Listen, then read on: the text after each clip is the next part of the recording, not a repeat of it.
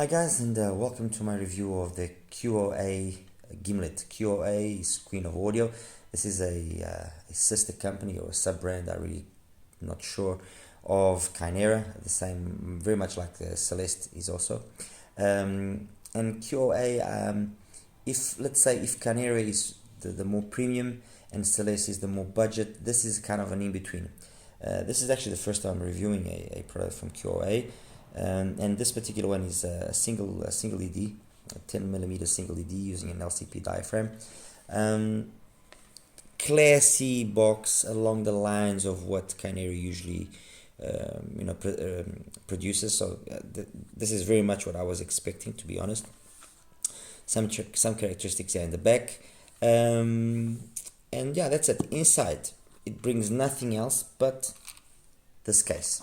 And inside the case we get everything. We get the tips, which there's two sets of tips. Both of them are white bores. You get these kind of bluish ones, which I've got on there, and you got these white ones. Okay, so you got the tips, and then obviously the IEM. Okay, it's got a decent enough cable. My particular one here, actually the covering here for the the splitter, the cover for the splitter is actually come loose. I'm just gonna have to put a little bit of glue on it, a dab of glue, just to keep it in place, but that's nothing really. As for the quality of the cable, yeah, it's pretty decent. I mean, it doesn't tangle easily. It's 4-core. It's fine. It's more than fine. They've done a nice thing, which is they've because the IEM's got these the gold insert here on the faceplate, they've actually done the gold as well on the actual plugs and terminals. It's got the QOA logo there on the plug, if you can see. There we go. And then the IEMs themselves. These are some really heavy boys. I mean, genuinely heavy boys. They're using a ceramic shell, which is, I must say, very nice. It gives it confers the Gimlet a very premium look. This could easily do justice to a $250 or $300 IEM easily. It would not in any way look out of context in an IEM of that price. Although we're not talking that price over here, we're talking roughly $60-65. That's what the Gimlet, $60 roughly. That's what the Gimlet costs. Some places are slightly even cheaper, $55 if I'm not mistaken. So in terms of the price, it's got a really, really good competitive price. Very much capable of trading blows with other IEMs at this price bracket, because this price bracket is extremely competitive. This is not an easy price bracket for you to introduce a product, and assuming that you've tuned it properly, and there's a lot of really well tuned IEMs at this price range. You then have to work on other aspects to be a standout feature. And in this case, QOA has opted for giving us a ceramic shell as opposed to a normal resin or metal shell. They've done something unique. They've done something that, like, for example, Xiaomi did a few years ago with the introduction of a line of smartphones which were all in ceramic as well, and that it just gave them this very nice premium look. Anyway, the shell really heavy because of the ceramic usage. Fit is fine. You need to play around a little bit with the tips, but nothing too dramatic, honestly. Once you get that going, then you know that the IEM is not going to fall off. If you do not get the right tip and it doesn't sit properly in your ears, the weight will eventually wiggle the IEM out of your ears. That's the truth. So it fits nicely, isolates pretty decently, and overall, I mean, it just looks the part. It really does look the part. It really looks good.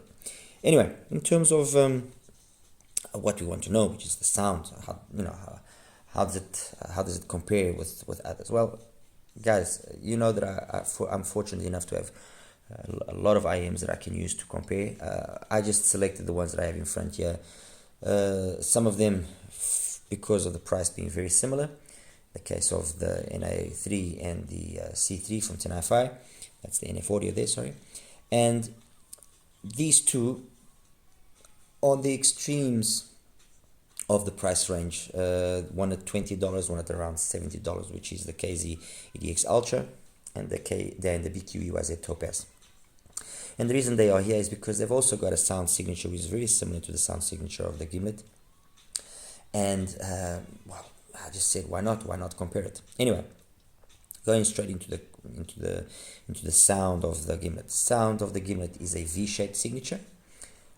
Everything sits within a more or less an 11 dB band. It's got really nice bass. It's well done. Very typical LCP bass. It's nice. It's got a nice warmth. It's got a nice lush texture to it. It's not the fastest of basses. No, it isn't. Especially when you compare it, for example, with the bass here of the C3, which uses a kind of a similar diaphragm as well. But it's just a quicker bass overall. The C3, you listen to it and the way that it slams, it's just quicker. Period. Anyway, as I was saying, the bass is nicely executed. It's got this warmish, characteristic, but it's clean. It's decently detailed. Doesn't really offend or anything of the sort. Very minor bleed into the mids. I mean, I guess you can't even really complain. Smooth enough pin again, peaks at around 2.5 and then carries on throughout with the usual dips and peaks in the right places for it to be overall a good sounding or a good tuned IEM that will please the majority of people. The main thing here, which I think must be kept in mind, is that this was blatantly tuned to be safe in the sense that it would please a lot of people.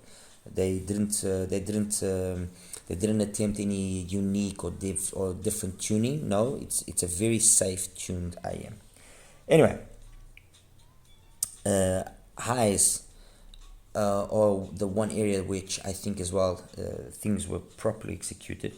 It's really that they got enough energy, enough detail. But they are never really harsh. They never get out of context and become unpolished or anything of the sort. No, the highs in the Gimlet, in my opinion at least, are very well executed. Overall, what I can say about the sound signature is that although it's pronounced, although it's definitely a V-shaped signature, it is a nicely done V-shaped signature. It's got good dynamics, good clarity. Perhaps just the male voices are just a little bit recessed, but it's got good dynamics, good detail. Detail retrieval is decent. Soundstage is excellent on here. Imaging could have been a little bit better. Detail retrieval as well is decent for the most part. And then the tonality is, for the most part, I think, one of the features that stands out again. And I don't know if it's because of the ceramic shell, but the tonality on the Gimlet is quite correct. I really, as I mentioned, this also uses an LCP diaphragm. I'm not sure if the LCP diaphragm that they used here compared to here is of the same thickness or whatever. What I do know is that you listen to this and it's got a more impactful bass, and overall the tonality is a very good tonality. But on here you also get an equally very good tonality, and the difference really is that the shell is got a different density. I can't really explain why both of them have got excellent tonalities, or why both of them are very correct in their timbre, or when they use such different shell materials. The reality is that they're both really good. Anyway, I guess in terms of the overall spectrum and the technicalities, I've got it covered here. So let me compare it now with the IEMs I have in front of me. KZ EDX Ultra.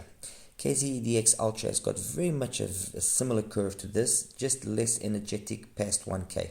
So there's a difference, 3-4 dBs maybe across the whole of that. but also, when I compare the two, 4 dBs lower than the Gimlet, but it follows very much the Gimlet. The difference that exists is while the Gimlet has a dip at around the 8 to 10K area, has a dip and then picks up again to give it lots of twinklies and sparklies, but always in very good quantity and with very good quality. Over here, this carries on basically straight. And you notice that this then does have a better sensation of 3D, a better sound stage. It's just more open, it's more expansive here than what it is over there. Also, the treble on the EDX has a tendency of being less polished for the majority, especially when you start pushing the volume. You notice that it's less polished. Of course, the fact that it doesn't use such a noble diaphragm material, it's a much cheaper IM. This is $20. Those things obviously do show, and when you start comparing them, they come up. You notice it. Is it a deal breaker in the sense, that means that the KZ is garbage? No, the KZ, the EDX Ultra is probably one of the IMs I think that KZ did best in 2022. It's well tuned, it plays really well, and if I have here, it's because it plays decent enough to be compared with the Gimlet. That's the truth. Yes, you will, as I said, notice that lack of polish. And for example, you take a song like Twilight from Brian Simpson. Over here, it's beautifully done. It's very well executed. On here, it's also very well played, very well executed. But when you crank up the volume, this kind of starts falling apart while this maintains its composure and its posture. Let me go to the other extreme now. BQE Topaz. The BQE Topaz, as compared to the Gimlet, it's got more guts. It's also a bigger dynamic driver. And although it's using a piezo to help out with the high end, this here actually has more highs than there. There are some similarities in the sound, that's why I've got them here. But overall, I wouldn't really say that this is better than that or that is better than this. I would say that these two are interesting side grades to each other. While that one there, obviously, it doesn't. While the EDX doesn't stand really much of a chance with the Gimlet does come out as a superior IEM. With regards to the BQUIZ, I would say they kind of trade blows with each other, showing each other different weaknesses and different strengths. The biggest strength here of this as compared to the Topaz is its soundstage and imaging, which is better than the Topaz, and also it's slightly cleaner than the Topaz. The Topaz, on the other hand, has got again a very nice timbre and tonality. One that these three actually, I would say, probably got the best timbre and tonality. The one that's the most solid, although with very different approaches. Okay. And yeah, so I would say a solid side grade to each other. NF Audio NA3, another IEM, which actually it's probably the one that has the most similar curves to each other. Another IEM that for some reason just didn't get much love. I'm not sure if it's because of the price. I've seen the price fluctuate up and down. It's priced at around. I've seen this at HIFIGO is at $55 right now. That I've seen it at $70. The C3 at HIFIGO right now is at $45. I actually saw that today, so really, really competitive price for the C3. As compared to the NA3, like I was saying, they graph very similar and they sound for the most part very similar. I honestly think that the one reason that I would probably at the end of the day end up choosing the Gimlet over the NA Audio is the fact that I have a nicer shell, a more solid looking shell than I do on the NA3. So the build quality here would be the factor that would determine me choosing this over that. Sound wise, they are very, very similar. There are some instances where there is sibilance on both of them. A song in question that I usually use for well, not picking up on that, but it's a song that you can pick up on that sibilance quite easily, is The Chemistry of Love by Michael Franks. Another one which you can also kind of pick up certain nuances if they are, more polished, less polished, is oh my, I just had a I forgot, Twilight from Brian Simpson. Sorry, I apologize. It's another song that I usually use, and you can pick up really nicely on that, on the details, on the clarity, on the polished in which how polished they do that song. Finally, in this comparison, the tin hi-fi, the C3, probably alongside the QE's cadenza, probably the two IEMs under $50, which are the safest go-to choices, and for good reason, because they both play very, very well. Ultimately, personally, I still prefer the C3, not by much over the QE's, let's be honest. But this kind of performance from a $45 IEM is not very common. You tin hi-fi, I think to a certain extent, has made it a little bit difficult on themselves, because you have the T2 DLC priced at about the same value, which sounds as well equally amazing. There isn't really much difference. It's more of a question of a shell issue, and this one is better than the T2 in that aspect.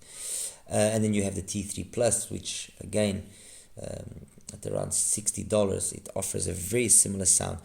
They've done their work in terms of being safe in their tuning. It's just that it's very difficult to actually choose between them, because they are so similar to their sound that it's hard. I like all three, to be honest with you. I really do like all three, to be honest. There are things on the T2 DLC that I like. It's got that little extra cleanliness up top that, although here it's very good, it's just got that little extra. The T3 Plus I like because of the more kind of old school approach that it has. This one is kind of an in-between. So I would say the T3 is the more organic, more old school. The T2 DLC is the more clinical, and this one is a kind of an in-between. And compared to the Gimlet, it's precisely that in-between that I think ultimately makes me personally choose it over the Gimlet. It's not a huge difference. Please keep that in mind. It's not a huge difference. I just find that over here, everything just kind of is more coherent, more balanced. Everything sticks within a tighter band. There's not such a wide 11 dB variation, let's put it that way. So everything sits within a tighter band. So the way that the mid bass marries into the mids, it's nicely done. Yeah, the male vocals don't sound so recessed. Well, they don't sound recessed as compared to the Gimlet. Can sound slightly recessed on the male vocals. Where does the Gimlet then surpass the C3? It surpasses it in that 3D effect. You've got really nice soundstage on here. Really, top marks. Soundstage on here is top marks. Imaging, I actually prefer the imaging on the C3. Detail retrieval is about equal. And then tonality, like I said, it's the same thing. They do it in different ways, but they both do it very well. So overall, what is the takeaway or conclusion of this Gimlet review? Gimlet, V-shaped signature that doesn't sound as V-shaped as the graph would imply. Good soundstage, really good soundstage, really nice tonality as well. I'm guessing that could be down, like I said, to the fact that they're using this ceramic shell, which confers a different internal resonance and internal peaks and harmonics. So I'm guessing that has helped. Decent bass, decent mids. Everything it's very safe. It's an IM that was made to be safe and to be easy for you to like it easily. As compared to the other, some of these IMs that I've chosen here, it's a definite improvement over the KZ. I wasn't going to expect anything else, but that as compared to the BQ, as it's more of a side grade really. As compared to the NA3, very similar.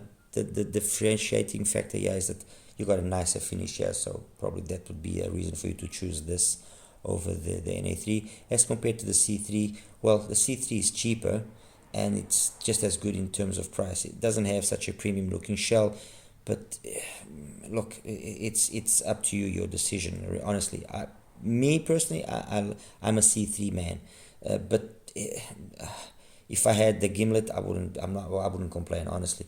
As compared to some others, like I mentioned, the Aria, the Cadenza. There's so many more other IEMs.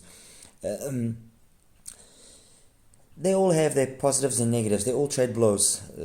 Ultimately, at the end of the day, the only factor here that will determine more success for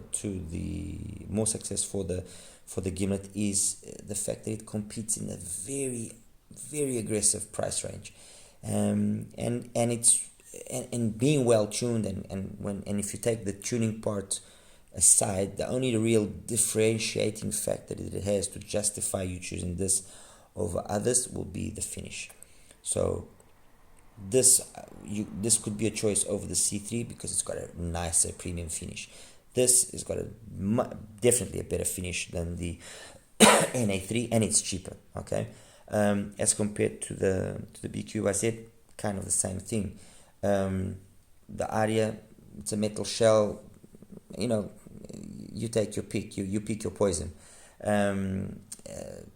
T2 DLC, again, you pick your poison. As I say, it's really, really crazy competitive market, the one in which the Gimlet inserts itself, and it is what it is. I mean, at least they tuned it properly. They didn't attempt any crazy tuning. They made sure that the tuning was safe. So it's going to be easy to like in that aspect. I guess that's the one important thing to take into account. Anyway, guys, any questions you might have, please feel free to ask. I'll see you in the next one. Take care. Bye-bye.